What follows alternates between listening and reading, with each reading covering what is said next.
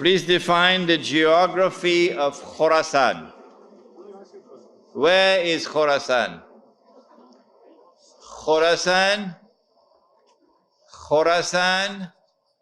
in the time of the Prophet ﷺ, has been researched by the eminent Pakistani scholar, Dr. Israr Ahmad, and he has explained that Khorasan is that territory which extends from northwest Pakistan, the Pathan belt, northeast Iran, the whole of Afghanistan, and the territory north of Afghanistan. But clearly Afghanistan is in the heart of Khorasan. Now, this territory has one thing distinctive about it, that Europe could never colonize the heart of Khorasan. The British tried when Britain was the ruling state in the world, and the British failed. And then the Russians tried when they had the superpower, the Soviet Union. And after 12 years, the Russians failed. And guess who is trying now? Yes. The war in Khorasan has just begun, Mr. Bush. It has just begun. On that day, when Islam liberates Afghanistan, I believe it is that army which will be unstoppable until it reaches Jerusalem. Please give us an alternative to citizenship, and it's shirk. I want to confess to you the limitations of my thought, and then we must all collectively think. I can't do all the thinking. There are amongst you here tonight those who are better thinkers than I am and who will be able to extend my thought. Do not enter into citizenship where you have to pledge allegiance to a secular state, because that is direct involvement in shirk. But when citizenship is conferred upon you without you having to pledge any allegiance, you are born in a particular territory, then you have not entered into shirk because you have not pledged any allegiance. And in that territory and elsewhere in the world, you make it plain and clear for everybody down here and everybody up there to hear. I do not recognize the sovereignty of that state. If even with that state where you have citizenship, you are now denied citizenship, then you become what we were when we left Mecca and went to Medina. What were we? Yes, refugees. And there are many people in the world today who have refugee status. Probably some are here in this room tonight. In most of the Muslim countries nowadays, it is constitutionally mentioned that sovereignty is vested in the people of the country. So those who are living in the country, accepting the sovereignty, are they all in shirk? You can live in the country, you can be a citizen of the country without having ever pledged allegiance to the state and to its constitution. Yeah. Without ever having voted in an election. But I was told yesterday that in Australia, if you do not go and vote in the elections, you have to pay a fine. If I were here, I'd pay the fine. I'd pay the fine, yes. No, wait, we can't allow questions. Please write it down. No.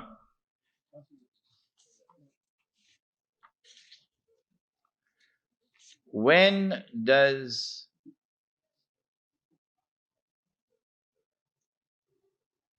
see if you can check that out for me. Did you say that the Mahdi is a Shia?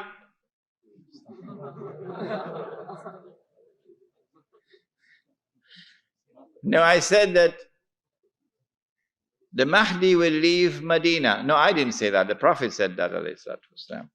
The Mahdi will leave Medina and hurry towards Mecca. And the hadith was that the people of Mecca would come out to him and force him to accept the bay'ah. And he would accept the bay'ah at the Kaaba and proclaim himself to be the Mahdi. I then went on to say that Mecca has never been a Shia city. Never, in all history.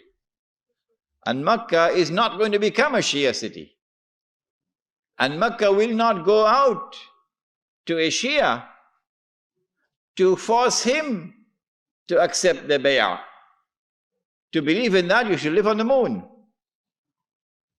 And therefore, the Mahdi cannot be Shia. When the Mahdi proclaims himself to be Mahdi, those amongst the Shia who accept him and follow him are our brothers in faith and will fight with us side by side, shoulder to shoulder, in liberating the Holy Land. But when those amongst the Shia refuse to accepting as the Mahdi, they will no longer be recognized as our brothers in faith and will not fight with us shoulder to shoulder in order to liberate the Holy Land. When does one become a Muslim? One can be a Muslim in your heart, but we don't know it. So if you die, we can't bury you. No. We can't bury you. We can't give you Salatul Janazah. Although you're a Muslim in your heart. Okay? We cannot perform the Salatul Janazah over you. The only time we can perform the Salatul Janazah over you is when you publicly declare yourself in the presence of witnesses that you are Muslim. Ashhadu an la ilaha illallah wa ashhadu anna Muhammad Rasulullah. You said that the khilafa will not return until the Kaaba is taken control of. But when the Prophet established his state in Medina, he was not in control of the Kaaba. Please explain. If anyone chooses to argue that the Khilafah can be restored before the advent of Imam al-Mahdi, I have no quarrel with him. No. If he wants to launch a movement to restore the Khilafah now, I don't have any quarrel with him, and you should not have any quarrel with him. We have come to this conclusion because we understand that Ya'juj and Ma'juj were released in the lifetime of the Prophet ﷺ. And we therefore recognize the world order which today controls the world to be the world order of Ya'juj and Ma'juj. You do not, but we do. If we recognize this world order to be the world order of Ya'juj and Ma'juj, and so long as they control the world, you cannot restore the Khilafah. They will destroy it. On that day when they no longer control the world, yes, at that time the Khilafah can be restored. But when will they no longer control the world? It will be at that time when Al-Masih al-Dajjal has completed his mission.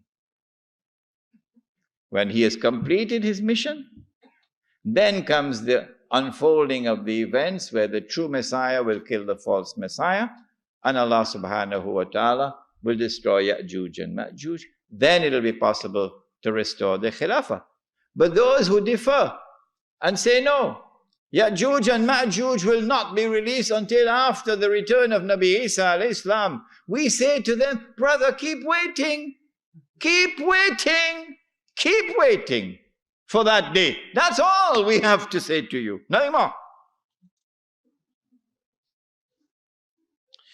When the American economy collapses and Israel rules the world, for approximately how long will they rule? One can only guess.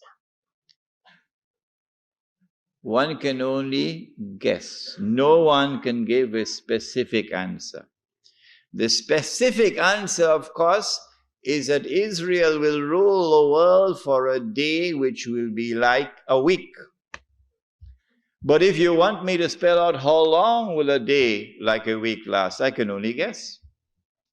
The answer is that a day which is like a week will last for as long as it takes for the Sea of Galilee to dry up. So now how long will it take for the Sea of Galilee to dry up? I can only make a guess. I can be wrong, but at least I'm guessing, which is more than they are doing who are only eating halwa.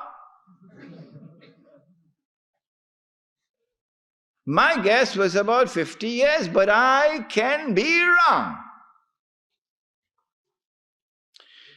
When the Sea of Galilee dries up, that is the time when Israel will no longer rule the world. I love this hadith.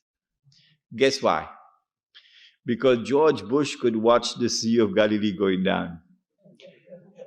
And Tony was his name? Yes. And Ariel was his name? Sharon. Yeah. And the Jews?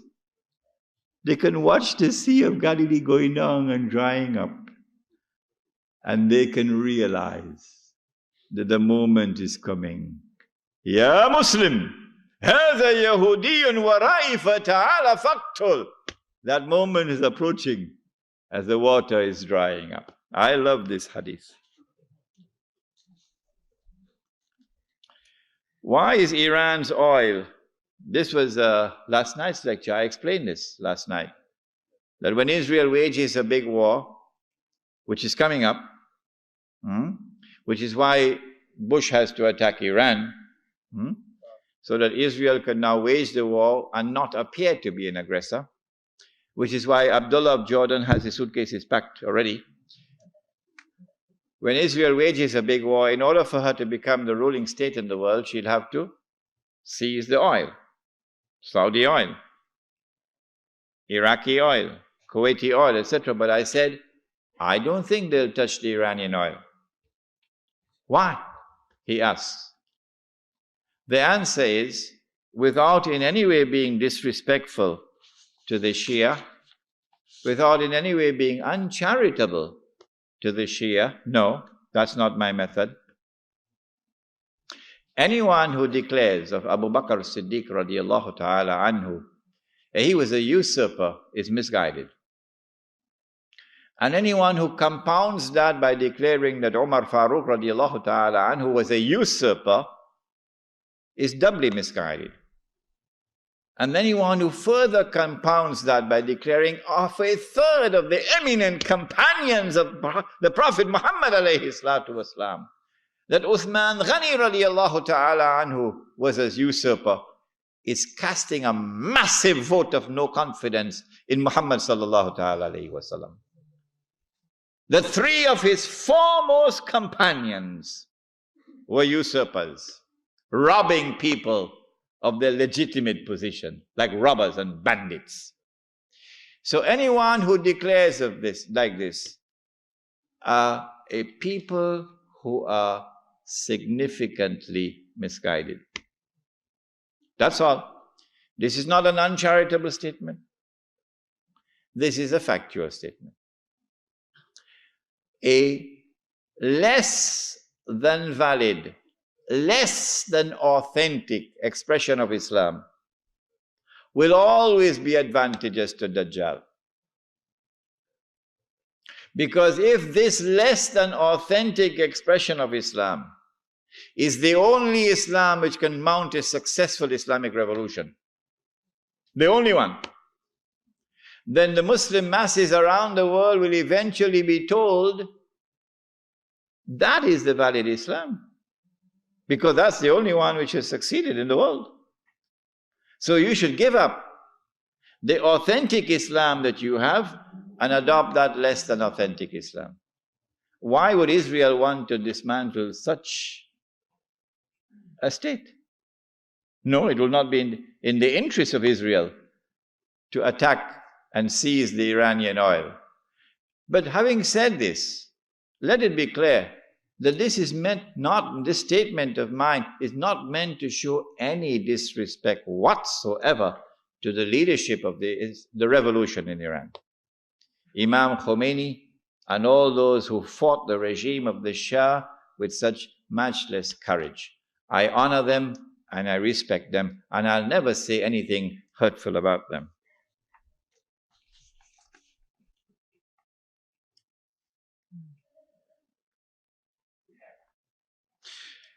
Can you please give an example of the Prophet ﷺ about how he established the khilafa? You have to take control of territory. Either exclusive control, that is you alone control, or on the basis of an agreement in which you share control over the territory with others. The Mithaq of Medina was an agreement, a constitutional agreement, in which Muslims shared control over territory with those who are not Muslims.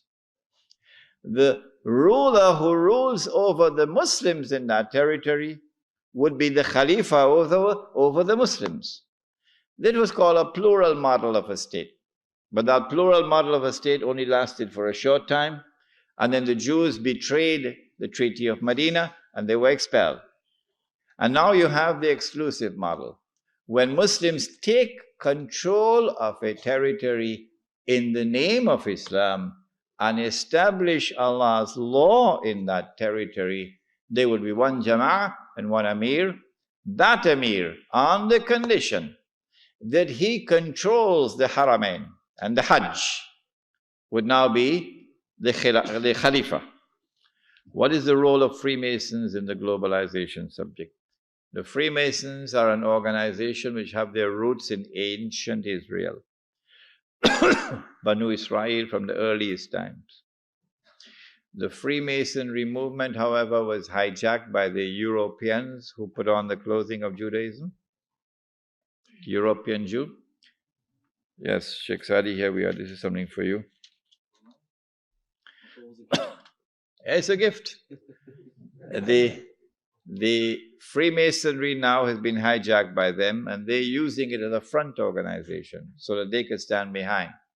So you attack World Trade Center, but your fingerprints are not on the crime. You're behind. You attacked the World Trade Center in 1991, and you put Sheikh Omar Abdurrahman behind bars, the blind sheikh. But the Jewish fingerprints are not on the crime. You attack the U.S.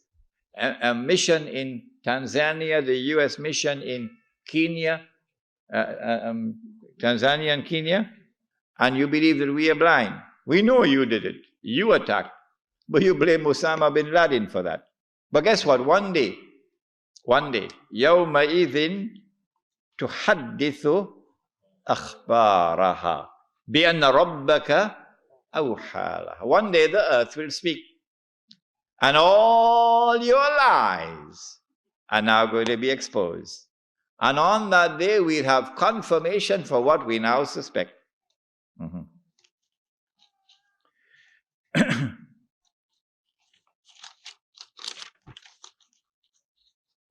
What role does the economic boycott of Israel and some American companies have on the return of the khilafa? It is something that the Muslim community should be taking seriously. Strange people, Muslims. What they should not be doing, that's what they're doing. And what they should be doing, they don't do it. Never in our entire history as a people have we ever used trade as a weapon. Never. Never. It is our enemies who use trade as a weapon against us. In Medina. An economic boycott against us which lasted 3 years. Did we ever reply and respond with an economic boycott of our own? No, we never did. Why? لا تأكلوا أموالكم بينكم بالباطل إلا أن تكون تجارة عن تراض منكم. Trade should be conducted in such a way that there is mutual benefit, says the Quran. So when you impose an economic boycott on somebody, you're hurting yourself. You're allowed to trade with your enemy, because in trade there's mutual benefit. The only thing that is prohibited is to trade with the enemy at times of war in weapons of war. That is prohibited. So an economic boycott on the United States of America, and you're not going to drink Coca-Cola, well, you should not have been drinking it in the first place. Water is better than Coca-Cola. But leave that aside. We've never had an economic boycott in our own entire history. This is the first time I've ever heard of an economic boycott. I know about Ronald Reagan and his economic boycott on the Soviet Union, but not Islam. No. So from my perspective, it is wrong to engage in the use of trade as a weapon against anyone. Right, inshallah, Sheikh Shadi is here and he'll take on that subject of the detention center chapter.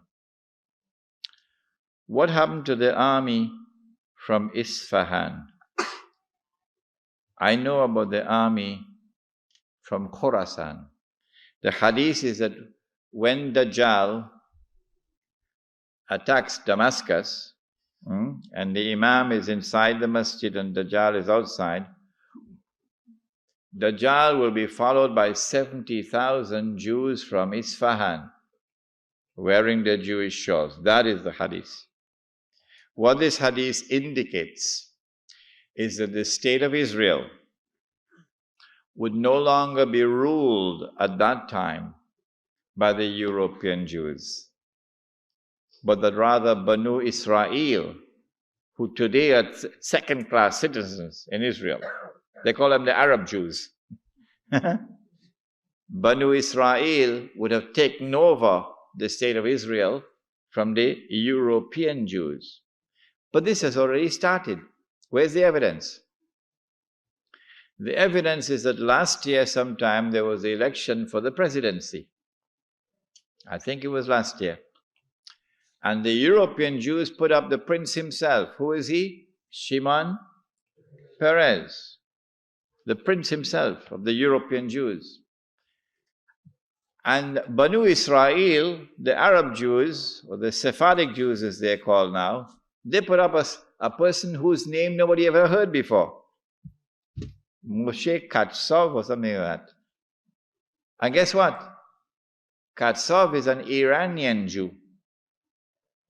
And he defeated Shimon Peres, and he's now the president of the state of Israel. For the first time in its history, an important post in the government of Israel is held by a non-European Jew. It's the beginning of the process which will eventually fulfill this hadith, that Dajjal will be followed by 70,000 Jews from Isfahan wearing their Jewish shawls.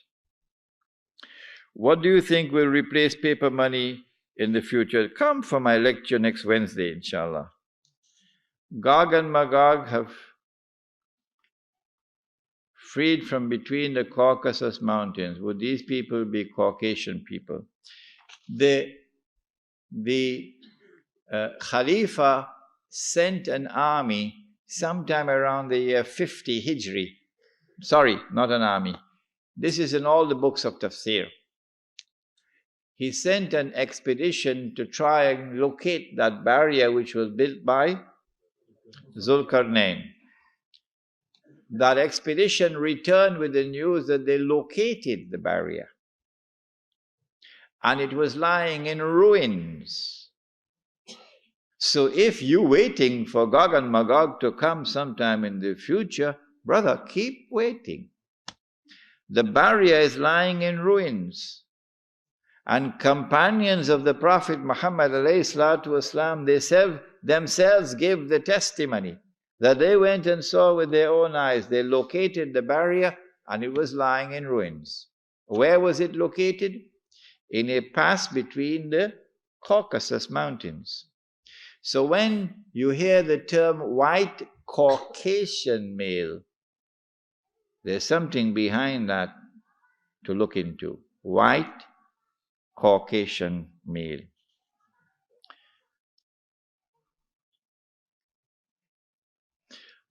How deep and what sort of oppression do you expect during the interim period when Israel becomes the ruling state in the world? This is where you must help me. I am doing what is called a structural thought, macro thought, all right? Concentrating on the macro image. And I praise and thank Allah who has helped me with it. But the micro thought is where you can now come in, because you got the talent. And you can send me an email now to help me.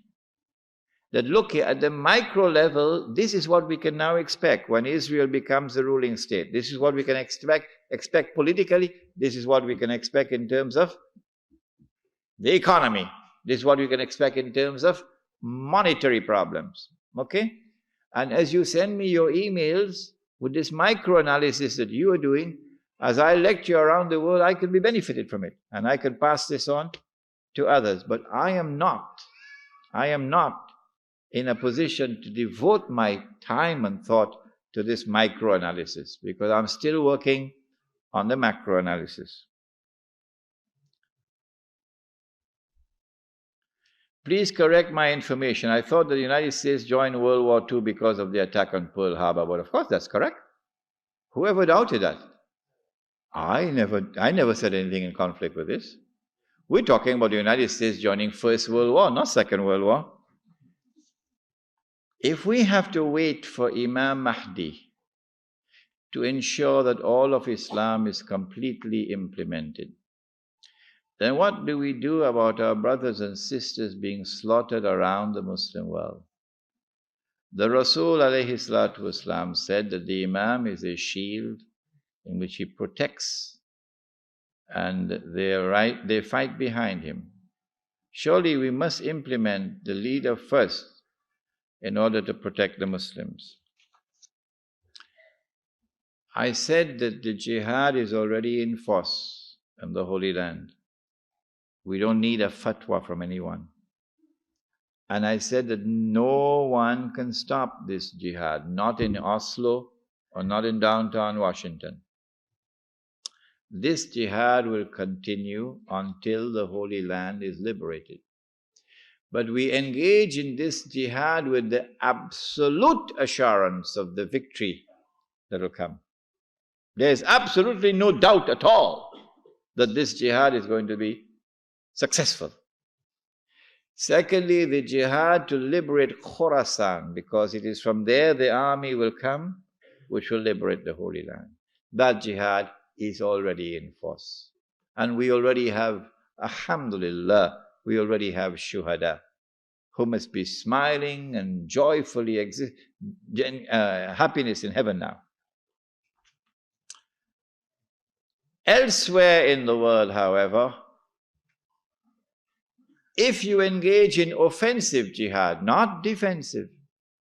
Defensive jihad is when you are being attacked and your wife is being raped and your children are being slaughtered. You fight.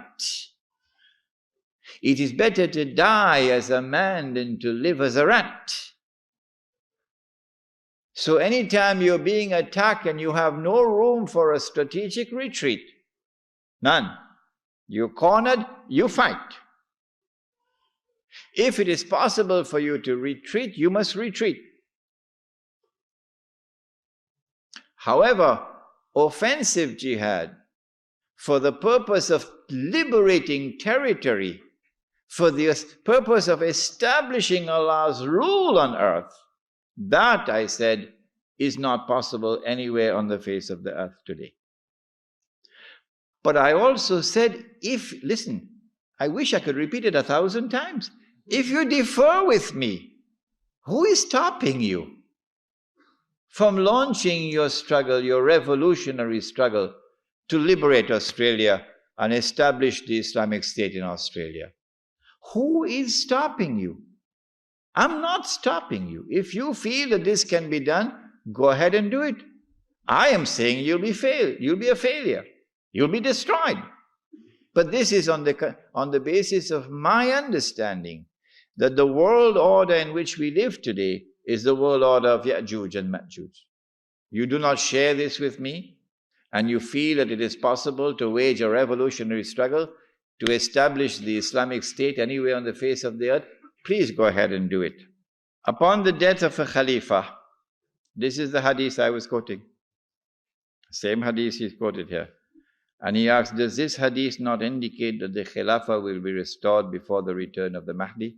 But this is the hadith on the Mahdi. Upon the death of a Khalifa, people will differ among themselves. Then a man from the people of Medina will flee to Mecca. People from Mecca will approach him and give him the bay'ah, while he dislikes it. This is not in Sahih Muslim. The bay'ah will be given to him between the Rukn and Maqam, near the Kaaba. He will divide the wealth among the Muslims justly and implement upon the people of the Sunnah of their Prophet. Islam will spread on the earth. He'll be for 7 years and then he'll die, and the Muslims will pray upon him. Who is this man? Who is this man? Imam al-Mahdi. This is Imam al-Mahdi. Yes. All right. Thank you very much. Assalamu alaikum wa rahmatullah.